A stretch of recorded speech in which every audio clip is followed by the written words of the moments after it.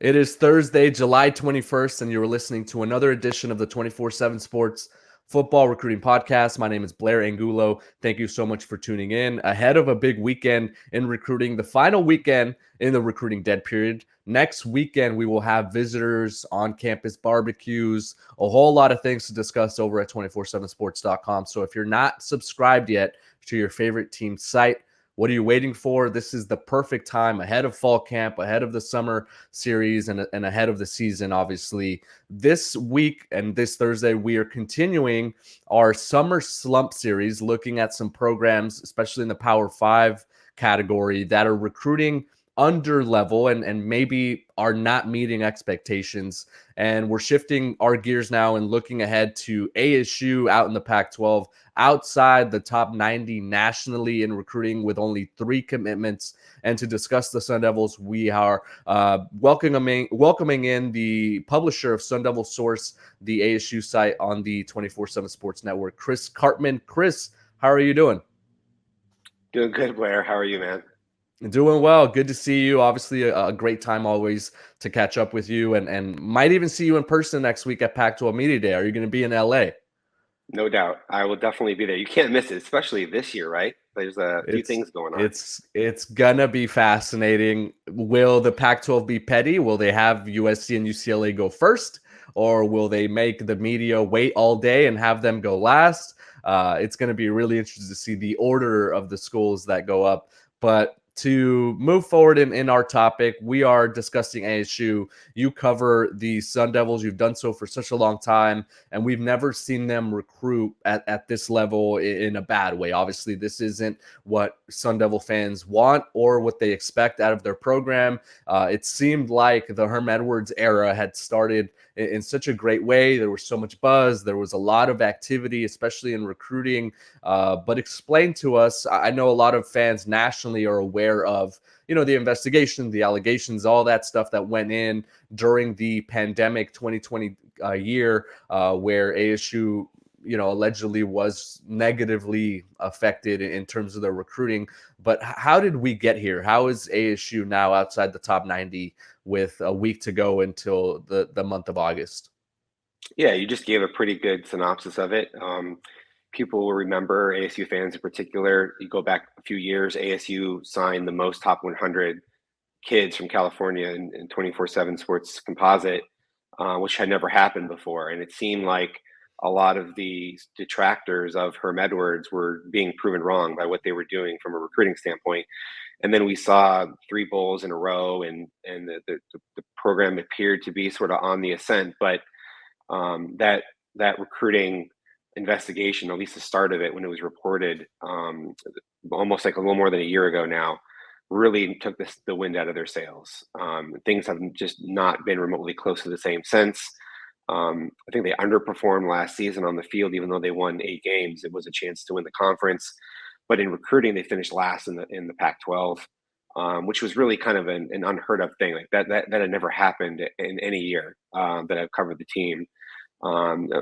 Quite often, ASU is somewhere between maybe like 20th and 40th in the country in recruiting rankings, maybe even squeaking inside the top 20. But they were around 100th in the traditional rankings last year. And the when you look at just the high school and junior college signing, when you factor in transfers, they were more like in the 50s, which was kind of respectable. But they lost so much also via the transfer portal. And the name, image, likeness, I think, is a factor. And ASU was kind of slow to really kind of get its game plan together on that compared to a lot of other schools. And perhaps that was because they were distracted or hesitant as a result of the investigation.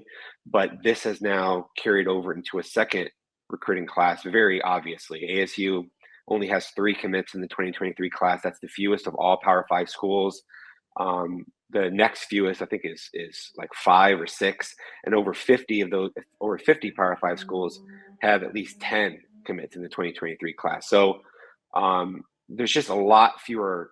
There's a lot less activity now than there has been in the past. I'm talking about like offers to top prospects, kids who are well regarded 4-star type recruits who are listing ASU in their top 10 or 5 or whatever the case may be. And there were fewer visits, I would say, in official visits in June, or even unofficial visits in the spring that took place. So they're just, I don't know like how much their foot is off the gas, but definitely seems to be off the gas. And then they just face all these questions such as, is Herm Edwards going to be around next year? What kind of sanctions are they potentially facing? How could that impact the program? And all that makes it for a really difficult environment to recruit in. Yeah, we've discussed Florida, we've discussed Auburn, we've discussed Michigan in previous editions of the Summer Slump series, but it does seem like ASU is a very unique case where they are handcuffed, right? It seems like they are recruiting in an uphill environment. It's a tough, I think, pitch to make if you are Herm Edwards, even if he is making pitches right now to recruits. It's a tough way to recruit given the uncertainty with the future. What do you see for ASU in the future? Do you see them being able to climb out of this from a recruiting standpoint, or are we all just in wait and see mode to see what happens with the program, with the sanctions that may or may not be coming, with the shift maybe, and even in conference that we've heard, some reports that ASU could be headed outside the Pac-12? There's quite a bit of variability that could happen in the coming months that has the potential to make an impact on recruiting. Um, they're likely to get a notice of allegations here before signing day in December. How the season unfolds in terms of, are they able to continue to be a pretty good team and win a lot of football games, or do they regress in that regard? What happens with Herm Edwards as it relates to his future at ASU and the rest of the staff? And so I think that there's a range that could happen here, but um, they're likely to end up still not one of the better recruiting teams when you look at their traditional class in the conference, probably even in Power Five football. I don't think they're going to get a lot better. Most of the best kids in the class will be off the board to them if they're not already. By that point, there's so many early commitments that take place nowadays, and then the highest profile guys that are left, I just don't really see ASU being much of a factor for them. So I think that their evaluations have been pretty good. The guys that they've taken who have been 3 stars this year, in previous years, they've looked like pretty good prospects, like Isaiah Glass, Eric Gentry, Garrett Stansbury. Those are really good guys who were 3 stars. So they've done a pretty good job evaluating, but then they lost Gentry to the portal to USC, which makes it kind of worse that it's your traditional sort of area rival. And so keeping some of these guys is going to be difficult. But I do think they have the ability to do a pretty good job evaluating still, even though they've had some turnover. But there's no way that they're going to crack like a top 50 or top 60 in the recruiting rankings this year. Yeah, we're going to continue our conversation on the ASU Sun Devils here as part of our Summer Slump series. You are listening to the 24/7 Sports Football Recruiting Podcast. We are back on the 24/7 Sports Football Recruiting Podcast. Blair Angulo joined by Chris Karpman. He is the publisher of Sun Devil Source, the ASU site on the 24/7 Sports Network. We are discussing some of the shortcomings for ASU in recruiting, specifically here in the 2023 recruiting cycle. And whenever we go over to the message board over at Sun Devil Source, I do get a sense that fans, in a way, have maybe resigned to the current state of things. They've become a little bit, ironic in a way. I like their attitude. I love some of the comments whenever I'm able to post a recruiting update on the message board. What's the pulse right now of this fan base? Are they just out of patience? Are they hopeful? Are they optimistic? What can you tell us about the overall vibe around this program right now? Yeah, so I think I was very candid with them when the news of this investigation dropped last summer, that it was going to have a massive impact on recruiting and destabilize the program, lead to staff changes and all that. And so there was a little bit of a hesitancy to get on board with that reality initially. Just I think some denial, but as the months then unfolded and we saw coaches that were suspended and eventually lost their jobs, and the recruiting class struggle, it became very clear that this was going to be a protracted long-term thing that was going to really hamper uh, the program, really just in all facets, I would say. And so, yes, there's a lot of sarcasm now, even maybe some cynicism, given the departures of USC and UCLA. It seems like there's several intersecting things that have all kind of happened that have left ASU fans feeling kind of hopeless and maybe even just wanting to commiserate and kind of make fun of the situation, if you will, which I totally understand. It's things looked so good and they went so bad so quickly. Really, is what kind of the perspective that a lot of them have, and even I have, because I thought that ASU was going to be one of the best teams in the conference, maybe the best team in the conference last year. I think talent wise, they could have been. They had the most guys that were invited to the NFL Combine, and just a lot of things were kind of lining up for them. And with Antonio Pierce possibly being the eventual successor to Herm Edwards and all of that, but when he's the recruiting coordinator and all of that stuff happens, and then he bolts, take a job with the Las Vegas Raiders as a linebackers coach, and four other coaches lose their jobs, including Zach Hill, who had a pretty sterling reputation prior to joining ASU when he was at Boise State, a place where recruiting scandals, it's not even thinkable. It's just it's a lot to take in, and they're going to have a massive impact this year, because I've talked to more fans and boosters who have not renewed their season tickets than any year prior. I think they're going to see a significant drop off in the amount of people who actually attend games and support the program at a very passionate level.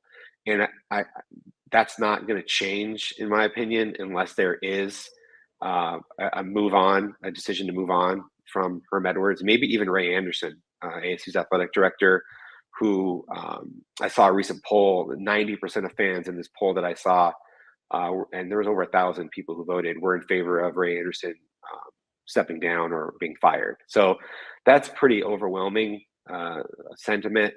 And the deterioration of the Pac-12 makes it worse and maybe harder to get fans kind of maybe back on board. They probably will to some degree if there's a new coach. But the headwinds, the going uphill, as you said, I would say going uphill into a hurricane force winds when you have them being behind on name, image, likeness, the challenges in the Pac-12, especially at the non-major schools in NIL relative to everywhere else in the country. And then you have the departure of USC and UCLA and this NCAA investigation and the on-field performance challenges of Herm Edwards and the fan base. It's it's the worst overall climate for ASU football success since I've ever been around the program.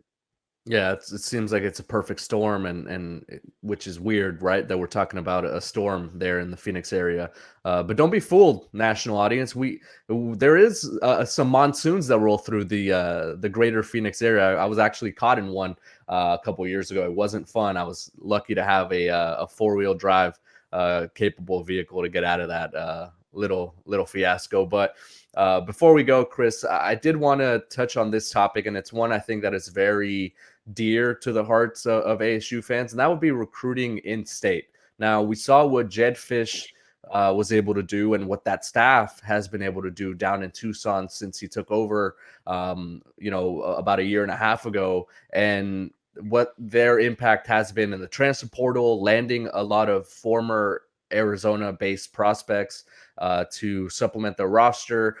We saw what they did in the 2022 recruiting cycle, picking up basically what was the number 2 class in the Pac-12. And now we're beginning to see them continuing to add some momentum in recruiting. We haven't seen that obviously with ASU, and obviously we touched on a lot of the shortcomings there. But when you look ahead, maybe 5, maybe 10 years down the road, how pivotal is in-state recruiting to ASU? Because it seems like year in and year out, we are beginning to see now more of an influx of talent there in the Phoenix area. Is it just going to depend on the coaching staff? Is it going to depend on maybe their own strategy? Do they continue to really shift their focus towards Southern California, the Inland Empire, Orange County? Or do we kind of need ASU to win some football games before the local prospect really catches notice? Yeah, I think I'm glad you asked the question. It would take a long podcast to really address all of it, just this subject, right? But um, This is a there's book. no, Like this, it's a we could book. write a book on this topic. Yeah, look, I did a study years ago that showed that pretty much every really successful team got a majority of its talent from within about 500 or 600 miles. And the only ones that didn't, like Nebraska when they were successful some years ago, or Oregon, it's because they don't have enough talent within that 500 to 600-mile range. So there's no doubt that ASU and all other schools that have the ability to need to secure a lot of the talent that are within driving distance or in state, if you will, right?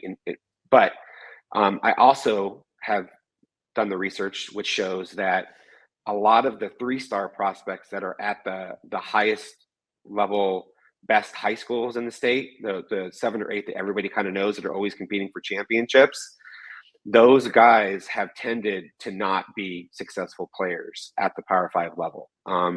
Really, only about 20% have been starters or multi-year starters, and I think I kind of had some comments about this within the last year that people took incorrectly.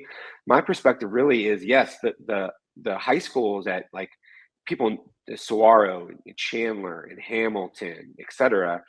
Um, their coaching is so good, and they get the best players to go to those schools, so they develop them really well, and they're such high profile because so many college coaches go to those schools that you're not going to probably out evaluate for 3 stars, especially the lower end 3 stars. Not so much like the guys who are kind of like in the conversation to be 4 stars or close to that. But what's happened is we've seen ASU over the years get a lot of those guys, and they have been kind of backups.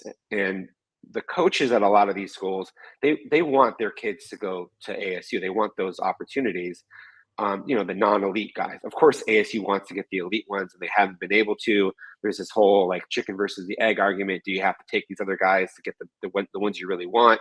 I go back many years to like 2008, maybe, when Desert Vista, Devon Kennard was there, and the year before that, ASU took Stephen Figueroa, Zeb Tagai, and Alante Battle, none of whom ever played hardly at all at ASU. And then they did that to try to curry favor with Dan Hines and the Kennard family and all that. But then Kennard still went to USC and ended up being a very successful player, into the NFL. But I think that the 3-star recruits that ASU probably should be trying to get locally are more so the ones that aren't at the premier schools, that have not been trained and developed as well as they get developed at a Saguaro or Chandler. And ASU's had success with DJ Davidson and Andre Johnson and some of these other guys who didn't have as much foot traffic going through. And I really think that there's opportunities really more in the West Valley or Southeast Valley that are not at the most prime schools, to where some of those guys are potentially,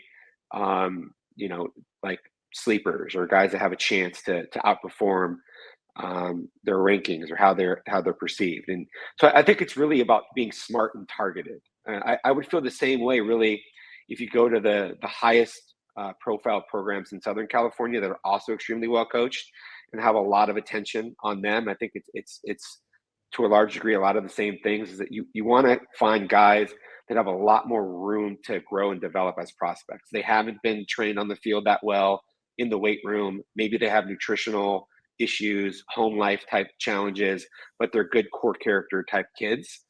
You want to try to find as many of those kids at a school like ASU that are also within that 500 to 600 mile range, including in Arizona. I think that is really the recipe for success. But you have to, what ASU hasn't done is you have to be very, very aggressive at courting relationships and then maintaining those relationships at these schools.